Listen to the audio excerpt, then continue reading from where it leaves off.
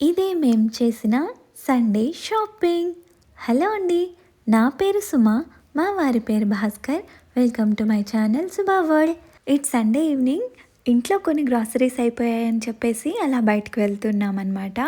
So weak అంతా ఇంట్లోనే ఉంటాను కదా నేను, కొంచెం బోర్ కొడుతూ ఉంటుందని సండే అలా ఈవినింగ్ పూట అలా తీసుకెళ్తాడు బయటికి. గ్రాసరీ షాపింగ్ అన్నానని చెప్పేసి ఒక 3 మంత్ షాపింగ్ ఏం చేసుకోమండి, మంత్లీకి తీసుకొచ్చుకుంటాము. ఇంకెప్పుడైనా మళ్ళీ షార్టేజ్ వస్తే అలా సండే ఈవినింగ్ కానీ ఏదైనా హాలిడేస్ వచ్చినప్పుడు అలా బయటికి వెళ్ళినప్పుడు మాత్రమే తీసుకొని వచ్చుకుంటాము. మాకు మెయిన్గా సూపర్ మార్కెట్ వెళ్ళాలంటే చాలా భయం. ఎందుకంటే అవసరమైన వాటికంటే అనవసరమైనవి ఎక్కువ కొనేస్తూ ఉంటాము. తర్వాత ఇంటికి వచ్చి మనం ఏం కొనాలనుకున్నామో చూస్తే మనం కొనాలనుకున్నది మాత్రం ఉండదు, మిగతావన్నీ ఉంటాయన్నమాట. ఇలా చాలాసార్లు ఫేస్ చేశాను నేను. ఏది కావాలని వెళ్తానో అది మాత్రం మర్చిపోయి అనవసరమైనవన్నీ మాత్రం కొని ఉంటాము. అలా చాలాసార్లు ఫేస్ చేశాను నేనైతే. ఇలా మీరు కూడా ఎప్పుడైనా ఫేస్ చేశారా? అయితే let me know in the comment section. ఇప్పుడైతే అలాంటి ప్రాబ్లం ఏం లేదులేండి. ఏవి కావాలో అవి నోట్ చేసుకొని వెళ్తాము. 1 or 2 ఐటమ్స్ ఎక్స్ట్రాగా తీసుకోవడం అది కామన్, ఎవరికైనా జరుగుతూ ఉంటుంది కదా. ఇప్పటిదాకా మా లిస్ట్లో ఉన్నవి మాకు కావాల్సినవన్నీ తీసుకున్నాము.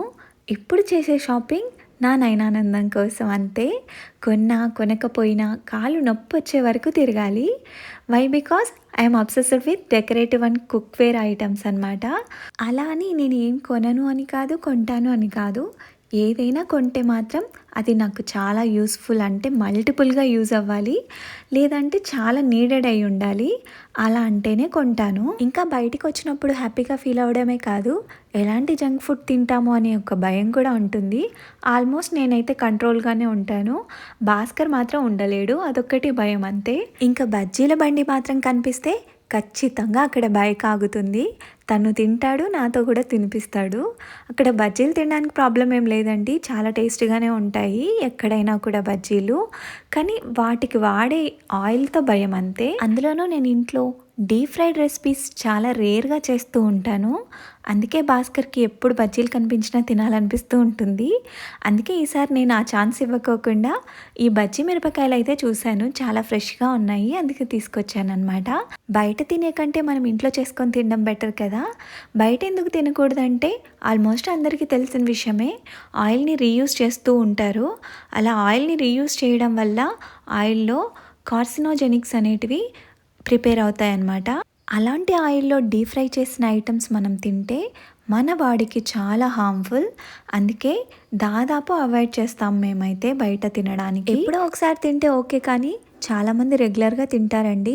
అలా తినే వాళ్ళకి మాత్రం నా హంబుల్ రిక్వెస్ట్ ఏంటంటే అలాంటివి ఏవైనా కావాలంటే ఇంట్లో వండించుకొని తినండి, బయట మాత్రం ప్రిఫర్ చేయకండి. ఇక నేనైతే సూపర్ మార్కెట్ నుంచి ఇంటికి వచ్చిన తర్వాత ఏమేమి తీసుకొచ్చాను అని నేను చెక్ చేసుకుంటూ ఉన్నాను. వెళ్ళిందేమో గ్రోసరీస్ కోసం, కానీ వెజిటేబుల్స్ ఫ్రెష్గా ఉన్నాయని చెప్పేసి వెజిటేబుల్స్ అయితే తీసుకొచ్చుకున్నాను. కానీ ఇంట్లో కూడా కొన్నే ఉన్నాయిలేండి. బెంగళూరు వచ్చిన తర్వాత వెజిటేబుల్స్ విషయంలో నేను ఒకటి అబ్జర్వ్ చేశాను, అవి బయట పెట్టినా కూడా చాలా ఫ్రెష్గా ఉంటున్నాయండి. మేబీ ఇక్కడ చల్లగా ఉంటుంది కదా, సో పాడవట్లేదు త్వరగా కూడా, చాలా ఫ్రెష్గానే ఉంటున్నాయి. ఇలా అయితే మనం వీక్లీ వెళ్ళి వెజిటేబుల్స్ తెచ్చుకోవాల్సిన అవసరం లేదు. ఒక్కసారి తెచ్చుకుంటే ఒక 10 days దాకా ఉండేటట్లున్నాయన్నమాట.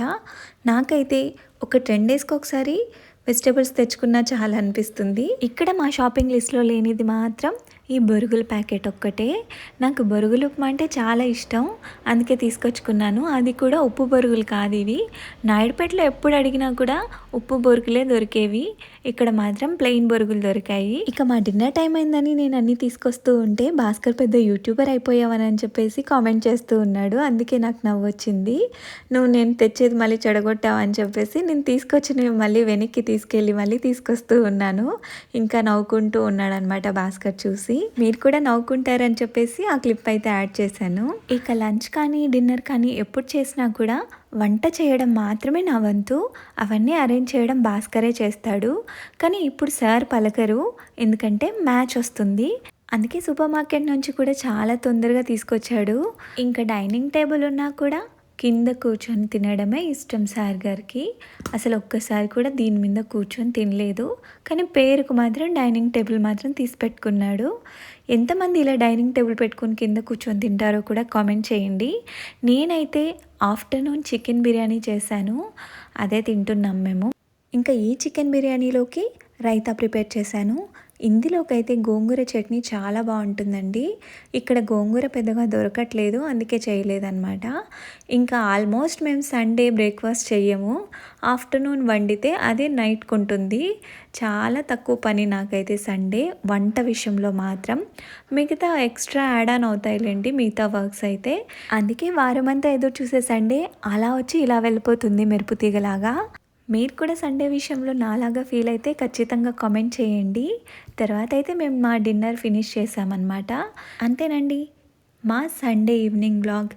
మీకు నచ్చినట్లయితే ఖచ్చితంగా లైక్, షేర్ అండ్ సబ్స్క్రైబ్. ఇంతవరకు చూసిన ప్రతి ఒక్కరికి థ్యాంక్స్ ఫర్ వాచింగ్. బాయ్.